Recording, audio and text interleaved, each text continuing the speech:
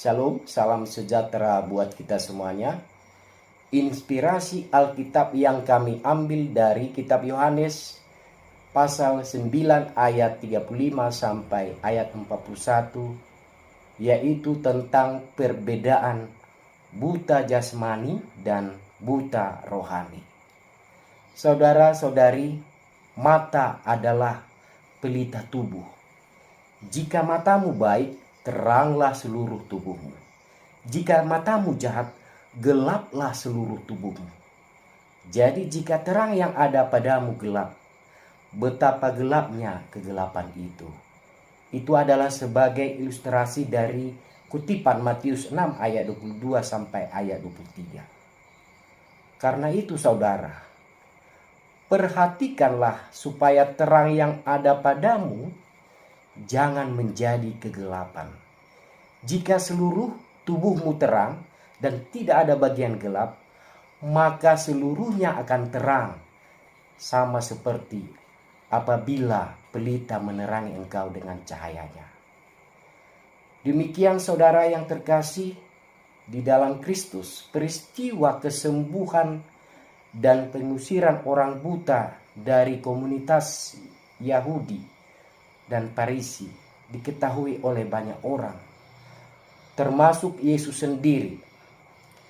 Setelah ia ditinggalkan dan diusir manusia itu, kembali Tuhan menjumpai orang yang tadinya buta.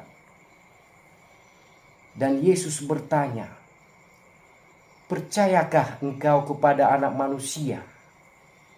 Tidak ada keraguan di dalam hatinya. Dia menyatakan dan merujuk kepada kepercayaan yang mengatakan, "Aku percaya kepadanya." Jawaban Yesus membuatnya tersungkur menyembahnya. "Aku percaya Tuhan." Jikalau pada pertemuan pertama Yesus memberikan terang bagi kebutaan mata orang itu, maka pada pertemuan kedua Yesus memberikan terang spiritual sehingga orang buta itu dapat memperoleh terang keselamatan.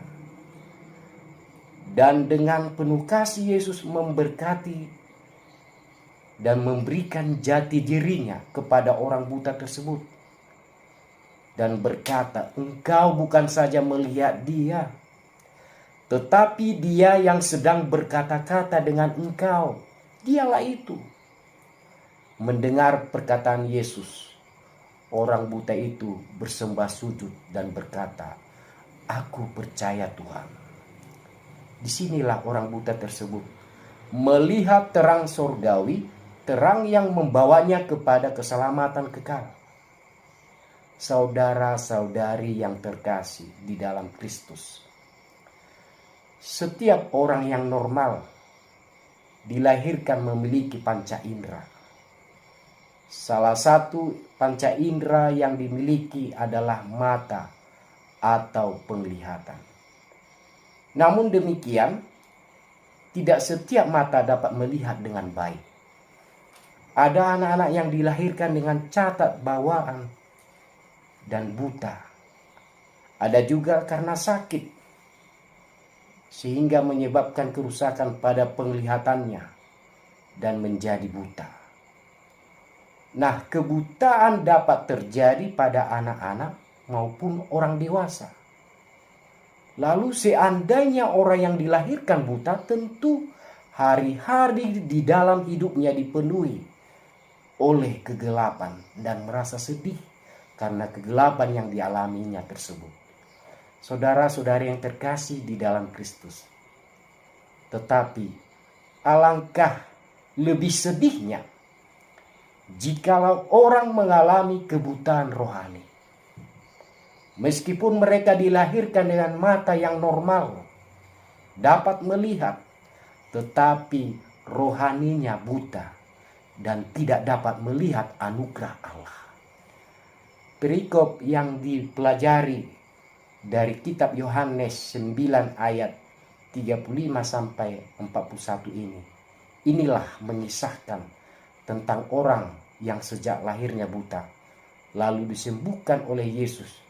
Dengan perjumpaan dengan Yesus, dia bersukacita. Yang menjadi pertanyaan di dalam komunitas kita pada saat ini, apakah sehat itu adalah berkat? Apakah sakit itu adalah kutuk? Lalu mengapa Tuhan membiarkan orang yang dilahirkan buta? Apakah karena dosa menjadi penyebabnya? Saudara-saudari, tidak setiap penyakit disebabkan oleh dosa. Tetapi Allah membiarkan suatu penyakit untuk menyatakan kuasa dan kemuliaan Allah yang sedang menyatakan pekerjaannya dan menjadi terang.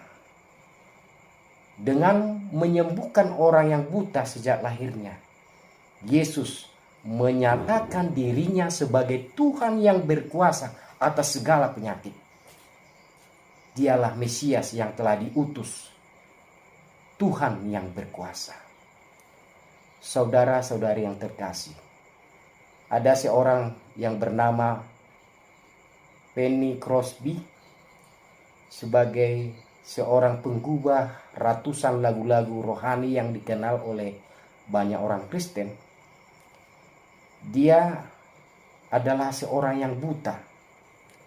Ia buta beberapa minggu sejak lahir, dan kebutaannya dapat dikatakan akibat kesalahan teknis dari seorang dokter. Di dalam kesaksiannya, Penny mengatakan bahwa berkat terbesar yang Tuhan berikan kepadanya adalah ketika Tuhan mengizinkan penglihatan eksternalnya ditutup. Tuhan telah mengkhususkan dia untuk suatu pekerjaan yang Tuhan sudah rencanakan baginya. Ia mengungkapkan bahwa dalam kebutaan jasmani ia dapat melihat Allah lebih terang. Penny buta secara jasmani, tetapi ia memiliki penglihatan rohani yang tajam.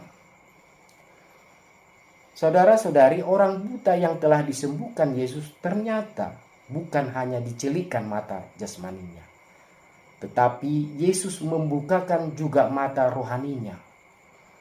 Orang buta itu memang sempat diusir, dikucilkan oleh pemimpin agama Yahudi dan Farisi akibat keberaniannya bersaksi.